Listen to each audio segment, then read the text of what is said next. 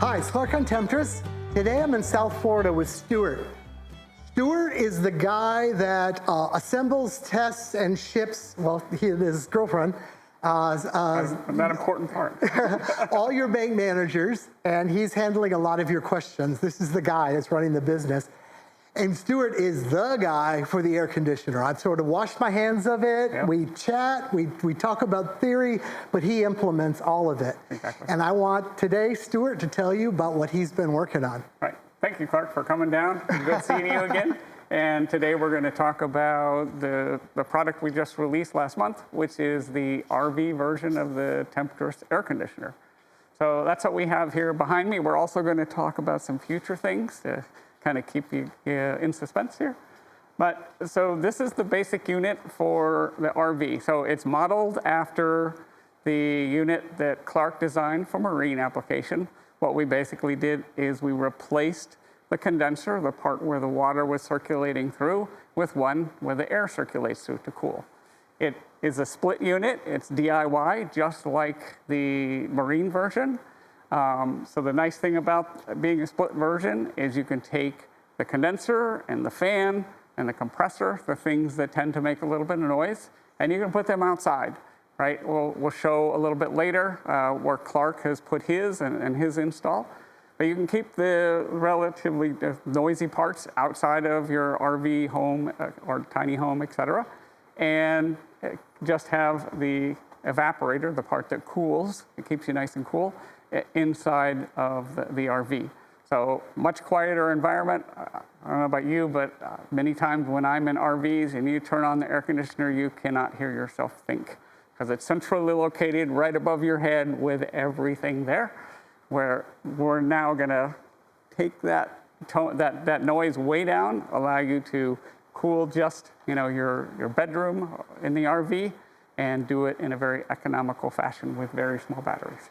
I would add, because I've been living with the prototype in my camper for a couple years now, if you turn the blower fan down a bit and it still functions fine, it's virtually silent. Yeah. Not just that it's not annoyingly loud, it's like you can't even tell that it's running. Yeah, the nice thing is because we've kind of taken the same technology that we had for the evaporator where you can adjust the fan speed, you can do the same thing for the condenser on the outside. So you can really tune the system to make it super quiet, to meet your needs. But if you need, a lot of cooling, you've been out, hiking all day and you come back to the camper and you want to cool things down, you can crank up the speeds, get it cool, and then you can bring it back down to, a normal, comfortable temperature. We'll start with this. So this is what you see in the marine version. Water circulates through it. It cools the Freon. Well, we obviously can't use water when we're in an RV. So what we have is basically a unit that does that, but with air. So the air comes in this side and then flows through the condenser, cools the Freon, and returns it back to the central unit. So this unit, then this fan, attaches to this unit to pull the air through it. And that's what would sit outside of your RV, along with the compressor. And then only this unit would be inside of your camper. And we're going to show you what Clark's camo version, how he basically camouflaged this, made it look invisible in the cabin. We're going to show you what that looks like. So it allows you to really customize and do what you want to do with the system instead of something that just fits in a hole on the top of your camper and you're kind of stuck with, it's going to cool just that area really good, but the bedroom, whatever, that's always a problem getting the cooling where you need it. So 3 parts, I guess, that I can mount anywhere I want: the compressor, the condenser, the evaporator. Yeah. Show me and kind of tell me how big they all are so I know I have space on my camper. Okay, so first of all the dimensions of this equipment is on the website. On the technical specifications. Everything is there as far as cooling capacity, sizes, weights, electrical power consumption, and there's 3 different models, or 3 different modes, right? There's a very low power, a medium, and a high. So you can kind of get a feel of what your power usage is going to be based on your needs. Obviously, as you increase the power need in the system, that increases the BTU the cooling capacity of the system. So you'll see that there's a low, medium, and high, and we'll show the BTU at low, the BTU at medium, and the BTU at high, as well as the current consumption. So you can basically design and know how the system is going to operate in your specific environment. And here we go, the back of the camper. Now I'm going to show basically where Clark put his condenser and compressor. I get a lot of questions from people that have, a truck camper, and they're like, where should we put this thing? And what Clark did is he put it in this area here, so it keeps all the noise out of the camper. And what we're going to do is kind of show you what that looks like. So here is exactly what I showed you in the video as far as the condenser. We have a fan here and that same condenser. You can see it's a prototype level install, but it was important. Clark's been using this for years at this point, and it functions well. So what we've done is we've basically taken this and commercialized it. So instead of the aluminum tape, we've made a 3D printed plate that converts, maps the fan to the condenser itself and makes it much more efficient without having to worry about the aluminum tape. As you can see, all the noisy components are located outside of the camper and outside of the weather. Although these components can take rain, etc., you obviously want to keep them as dry as you can. And now we're going to proceed inside of the camper and take a look at Clark's install. So we have two knobs here. One is for the compressor speed and one is for the fan on the condenser. So that allows you to tailor the cooling that you need based on your needs, just by stepping in the back of the camper. So why don't I run it full speed all the time? Because you have limited batteries. All right, so here we are in the RV, and what Clark has done is he put a curtain over the bedroom to keep the cool air there, so you don't have to cool the rest of the RV at night, thus minimizing battery needs, etc. So we'll open this up here, nice and cool. And what we have here is that same part that we saw in the other video that has the evaporator. So this is the area that is cooling. What he's done is he's kind of camouflaged it, painted it to match the rest of the sleeping area. And what high-tech way was it camouflaged with? And how did you do that, Clark? It's just spray paint. Just spray paint, okay. It's perfectly spray paintable, regular, cheap spray paint. Took like no time at all. It looks great. I mean, it matches the camper perfectly. Mm-hmm. You'd never know. And then, so obviously, because you're cooling the air, you have water that's going to drip out of the unit. And what Clark has done is just run a condensate tube down here and outside of the camper. And then here you have the two lines, the high and low pressure lines that feed the evaporator. So all in all, a very small install. You can see the sleeping area is not tremendously big, but because you just need the evaporator inside of the sleeping area, it's very easily doable. And if you tried to take a big air conditioner and put it in here, it just wouldn't work. But because you only need the evaporator unit, it works well in this space, and because it's color coordinated, even better.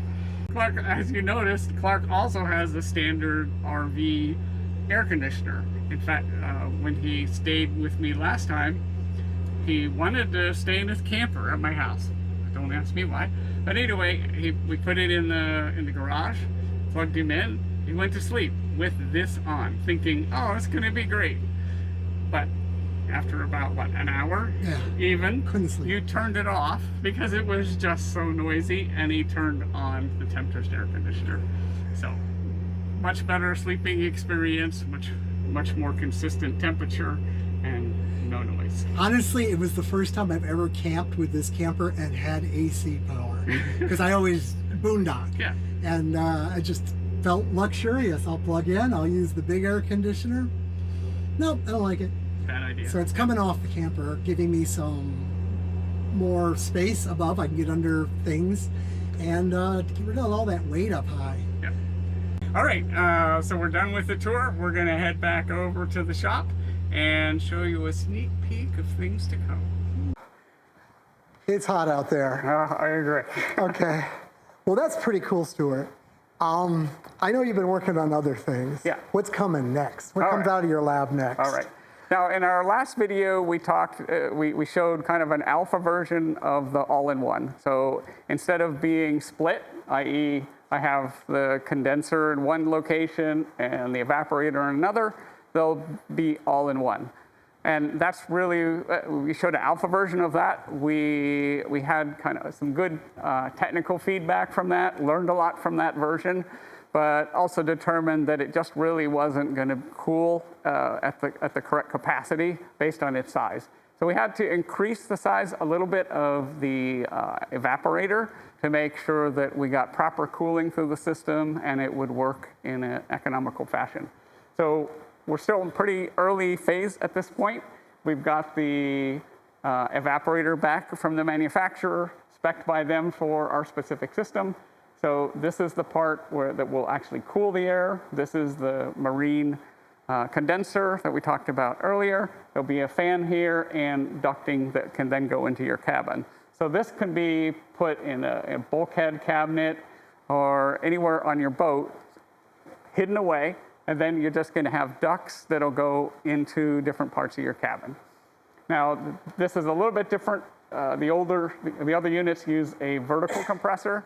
What we're kind of speccing at it right now is a horizontal compressor to be able to keep the size to a minimum. It's on the order of 11 by 11 by 10? Yeah, something like that. And probably weigh, I don't know, 20, 25. Yeah. 20 pounds or so. Much smaller than anything that's on the market now. Yeah. So the idea is you just put this in a small locker, run vents to it, and you'll be good to go. Feed it power, feed it water, and Yeah, take exactly. the air away from it. Very needy. Do all of your new units have that new expansion valve? This is another change that we made from Clark's original design, was we changed the expansion valve. That's the thing that takes the liquid Freon and turns it in, goes into gas and causes the cooling through evaporation. So we basically found a more efficient model that helps with the cooling capacity. Mm-hmm. Yeah, and when I was here last year, I thought it was quite markedly better. Is it turning out to be quite markedly better? Yeah, it is. Yeah. I stopped when it functioned, and you didn't stop until you found the answer. So it was always a good, efficient unit, and now it's like a crazy good, efficient Well, unit. I mean, we're always looking to improve the unit. We have I think, some really cool ideas on the way we're going to do temperature control and even moving air from, let's say, one location to another. Like in my installation, I have basically a need for 3 different vents, cooling vents, right? One in the head, one in the V-berth, and then one blowing towards the V-berth. And we want to be able to allow you to control how much air goes to each one of those areas, depending on your need. You know, during daytime, you don't really care about the cabin, but you want the head to be nice and cool for obvious reasons. But nighttime, you don't really care much about the head, but you want all the air to go over to the V-berth.